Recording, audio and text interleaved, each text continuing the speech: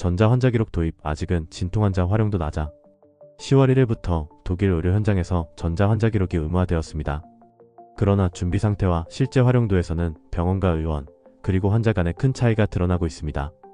독일 병원협회에 따르면 전국 98% 병원이 준비를 시작했으나 실제로 도입을 완료한 곳은 약 20%에 불과합니다. 병원 정보 시스템 업데이트가 지연된 것이 주요 원인으로 현재 절반가량 56%의 병원만이 필요한 시스템을 갖춘 상태입니다. 독일 병원협회는 의원과 달리 대형 병원은 IT 조건이 복잡하고 이를 충분히 고려하지 못했다고 지적했습니다. 이에 비해 개원의들은 빠르게 적응하고 있습니다. 독일 의사협회에 따르면 80%의 의원이 이미 PA를 사용하고 있습니다. 그러나 환자들의 활용도는 저조한 것으로 나타났습니다. 에츠테 짜이퉁 조사에 따르면 현재 EPA를 실제로 이용하는 환자는 전체 법정 건강보험 가입자의 약 3%에 불과합니다. 약 5천만 명에게 전자기록이 개설되었지만 실제로 앱을 통해 접근한 사람은 150만 명 수준입니다. 소비자센터 라인란트팔츠의 사비네 슈트리더는 특히 고령층은 인증 절차가 복잡해 사용을 꺼리고 있다고 지적했습니다. 반대로 디지털 친화적인 젊은 층은 건강 문제로 병원을 자주 찾지 않기 때문에 이용할 필요성을 크게 느끼지 못한다는 설명입니다. EPA가 독일 의료의 새로운 표준으로 자리잡기 위해서는 기술적 완성도와 더불어 환자의 신뢰와 참여를 이끌어내는 노력이 필요하다 하겠습니다. 체데우와 AfD의 관계 무너지는 방화벽. 독일 기독민주연합은 2018년부터 극우정당으로 분류된 독일을 위한 대안과의 협력을 금지하는 불가침 결의를 유지해왔습니다. 그러나 동독지역 일부 지방자치단체에서 체데우와 AfD가 사실상 공동으로 정책을 추진하는 사례가 잇따르며 이른바 방화벽이 점점 약화되고 있다는 지적이 제기되고 있습니다. 브란덴부르크주의 코트부스에서는 난민 수용을 최소한으로 제한하는 공동안건을 체데우와 AfD가 함께 제출했으며 드레스덴 시의회에서는 체데우가 AfD가 낸 난민용 지급카드 도입 안건에 찬성표를 던졌습니다.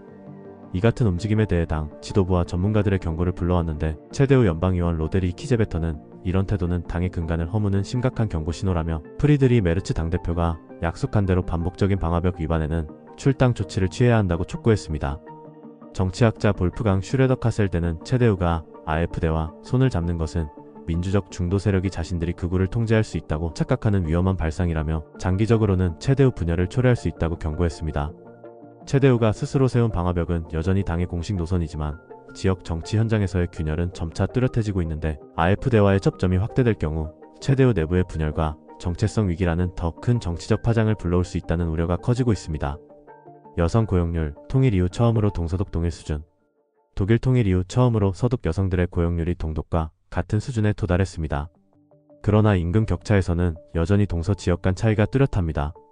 연방통계청에 따르면 15세에서 65세 사이 여성의 고용률은 1990년 통일 당시 57%에서 현재 74%로 상승했습니다.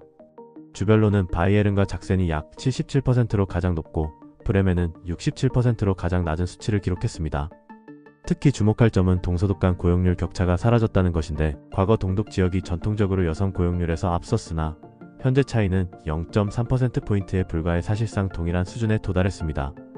구동독 지역과 구서독 지역 모두 여성 고용은 확대됐지만 성별 임금 격차는 여전히 큰 차이를 보이고 있습니다. 구동독 지역에서는 남성 대비 여성 임금이 평균 5% 낮은 수준에 그치지만 구서독 지역에서는 그 격차가 16%에 달합니다.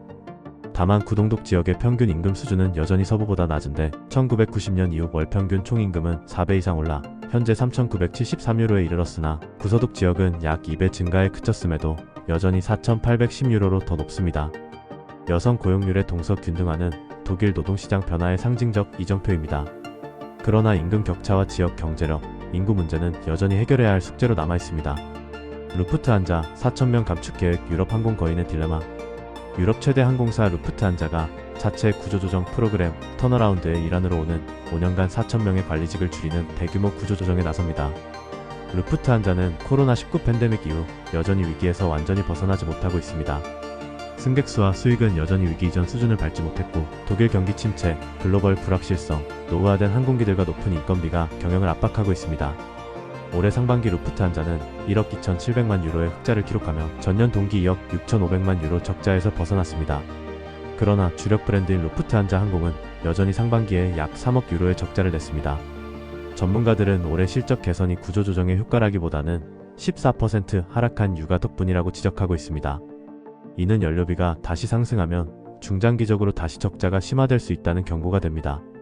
루프트 환자의 가장 큰 부담은 노후 항공기입니다. 기령이 오래된 기체는 연료 효율이 떨어져 운영비를 끌어올립니다. 신형 항공기 도입이 해법이지만 보잉과 에어버스 모두 공급 지연에 시달리고 있어 속도 조절이 불가피한 상황입니다. 또 다른 문제는 다양한 기종 운영입니다. 경쟁사들이 소수의 기종으로 효율을 추구하는 반면 루프트 한자는 여러 모델을 운영하고 있는데 이는 조종사 훈련, 유지보수, 운영 유연성 측면에서 큰 부담이 되고 있습니다. 해외에서 면허 박탈된 의사, 왜 독일에서는 진료 계속하나? 해외에서 심각한 의료과실이나 범죄 행위로 의사, 면허를 잃은 의사들이 독일에서 여전히 합법적으로 환자를 진료하고 있는 사실이 국제 공동조사를 통해 드러났습니다.